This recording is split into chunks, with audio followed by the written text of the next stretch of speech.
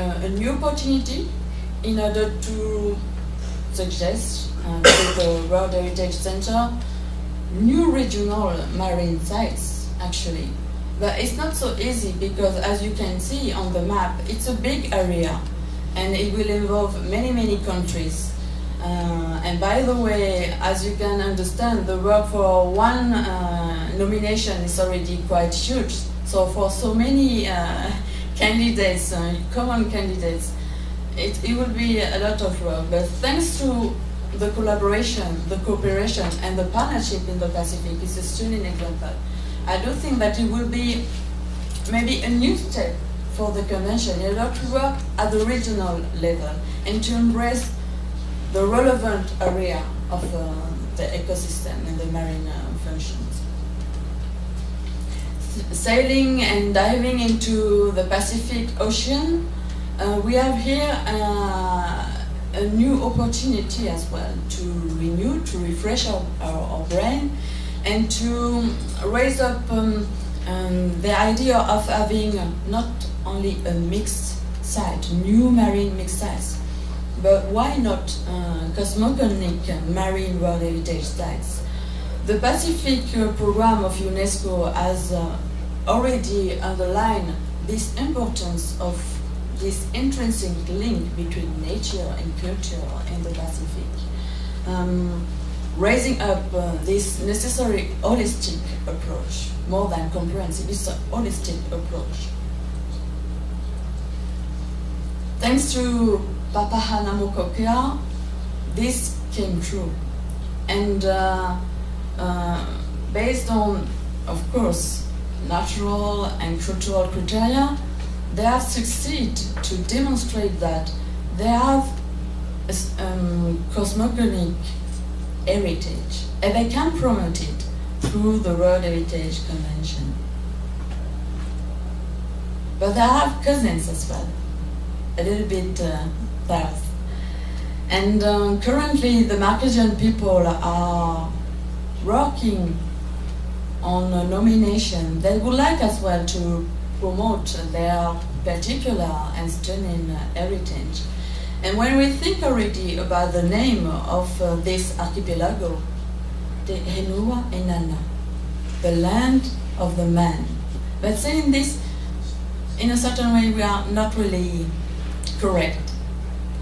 It's more than this, because when you are listening to Marquesian people, when you are lucky enough to understand the story of the Marquesian people and those islands, and for instance, when you are told the legend of the Marquesas Island, you're already touching this reality of the intrinsic link between the land, the man, and the sea.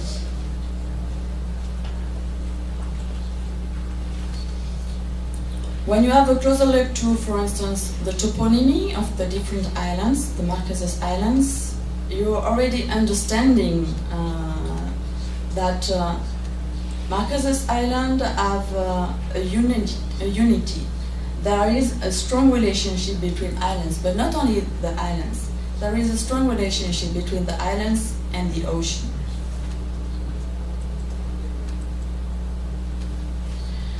So the current nomination is, of course, based once again on natural and cultural criteria, and the current project of outstanding universal value is highlighting the exceptional testimony to a cultural tradition, but I would say to a living culture, actually.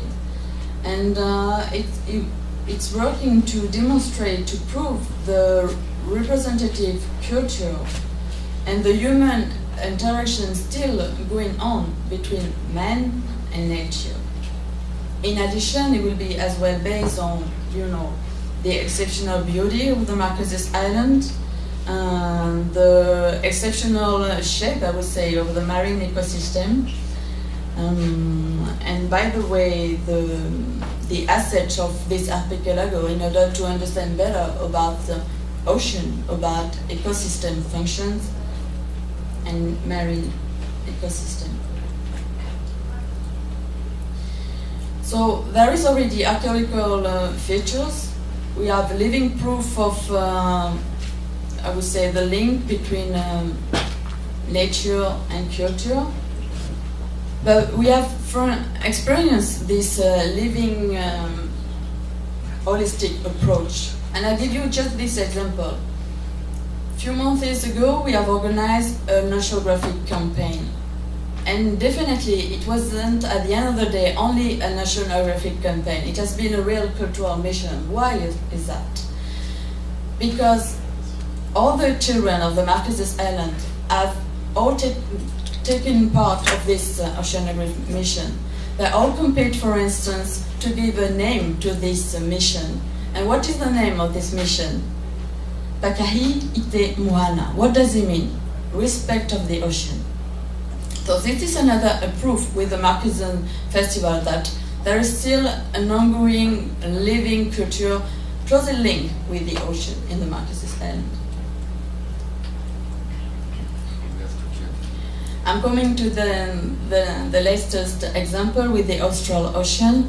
I've already mentioned the, I would say, the opportunity for the regional organization to get maybe more involved for promoting new ocean sites. This analysis has already shown that the Arctic is underrepresented on the World Heritage List. But what about the Antarctic as well? Since this area is beyond the national jurisdiction, and there is no sovereignty on Antarctic and on the iceberg around the Antarctic. So this area, and you can see that it's not a little one, could as well be taken into account the World Heritage List. But by the way, it's giving and raising up question: what could be the role of the regional organization? Who will be accountable of the management of the site?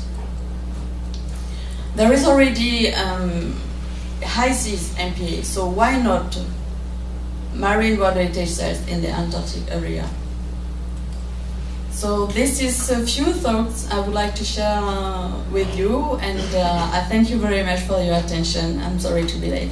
Thank you. Thank you, Carol. We're almost at the end of the session. We have, since we're talking about war heritage and what we try to protect for humanity and for future generations, it's kind of sad if we only would be talking about among people that are 30 years or older. It doesn't make sense. When we talk about conserving something for future generations, we should, to the maximum extent possible, also engage young people and the future leaders of tomorrow. So we have a very short introduction about a very innovative initiative. Verona, she is working at IUCN. She is located there at the War Heritage program at IUCN.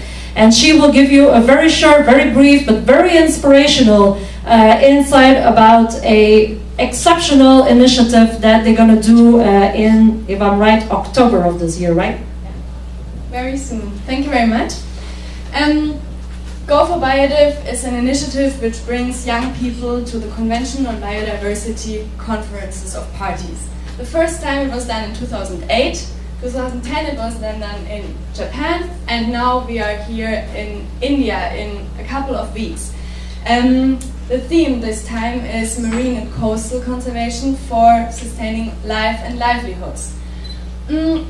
You see down here all the selected young people. We have people from all the coastal states around India, because India should have a big focus in this youth event, but we have also 25 other young people, mainly coming from marine World Heritage sites. Not all are, because we had a little bit problems to get from some sites young people, get some funds, even if we have great and supportive partners like the Wildlife Institute of India, who are hosting the event this time with the Ministry of Environment and Forests India, FANI and her program in UNESCO, WWF, GIZ, who kind of invented this event in 2008, and The ASEAN Center for Biodiversity is also really important this time with all the sites in the region, and IUCN World Heritage Program. And I'm organizing this as part of the organizing team because I have been a participant in 2008 and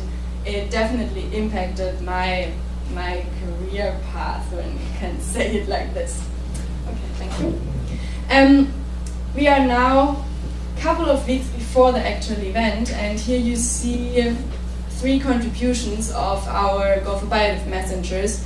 I just picked here, it's the beginning of a comic which Maya from Sian Khan has painted, and we will showcase it in Hyderabad and have it for exchange with all the other messengers. You see Maria from Peninsula Valdez. She's a scientist. She makes photographic identification, so she has for sure some good experiences to share. And you see the dance group of Brianna, who is actually from California, but who is representing Hawaii because she has the papa. I'm not so good at doing. Everybody was able to say it. I'm not. She's representing Hawaii on this event. Thanks. The first phase, so the preparation, which you have partly seen before, creative things, sending pictures, sending stories, is the first part. The second part then is a nature-based camp. This is a photo from 2008.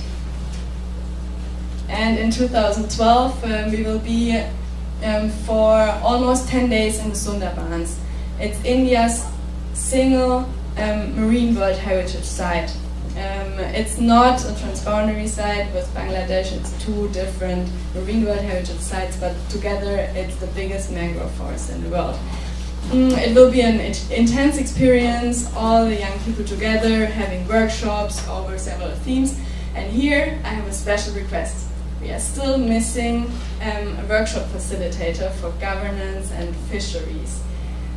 He or she doesn't have to be the biggest expert, but someone who would be willing to work with the young people and to work with them on their opinions and bring their opinions then to Hyderabad and tell the opinions on governance and fisheries to the delegates and to the wider public. So if you would know anyone who has time, beginning of October, and who would come with us to the Sundarbans to work with us, perfect. Please send me a message or something.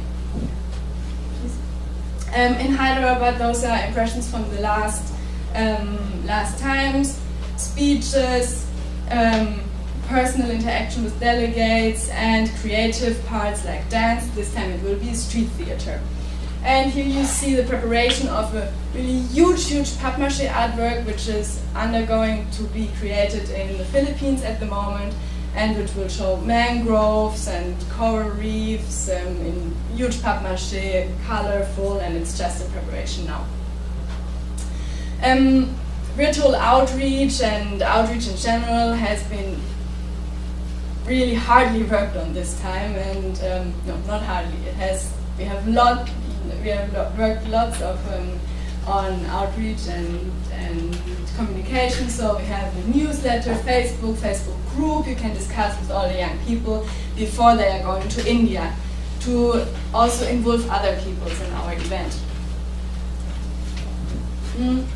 Here you see a message from Monica, who was in 2008 when also I was a Go for Biodiv messenger, who was a messenger. And I picked it because it shows really why youth should be involved, and also she's a really nice experience. She's a park ranger, and shortly after Go for Biodiv she got awarded the Springbok Award in her home country. And this is, for example, also a really nice example that Go for Biodiv can have some longer term impacts, because she said she was so inspired that she could work more on tourism in her park, and then she got this award. Here you see Heather, who has been selected for this time from Palau, and you see that the cultural dimension is also really important in our event, and we will make sure that we have a workshop on livelihoods, we have the cultural dimension, so that's included. Also Great Barrier Reef is included with Gavin from from the indigenous community there, and he will share his ideas with the others who might not have so many ideas about traditional resource management and locally managed areas. And then to the last one which I wanted to introduce is Marlon. He's from a fisher community in Belize, and he will surely have some views on fisheries. Thank you. Please don't forget, if you have a fisheries or governance expert, I can give you a card. And thank you also, Fanny, for supporting us, and IUCN, World Heritage Program, IUCN in general. Thanks.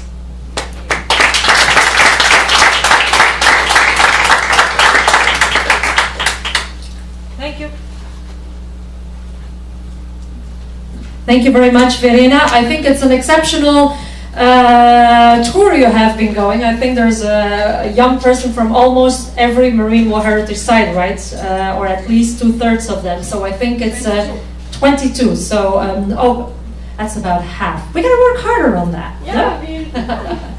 So, thank you very much. We are at the end of the session. We have just one last few words, because we have here the senior person that is a natural World Heritage, which is a senior natural expert at the World Heritage Center. He just wants to make a little announcement about our fantastic special year that we have. So I'll give the word to Guy de Bonnet, and after that we adjourn. Thank you, Fanny. You make me very old when you talk about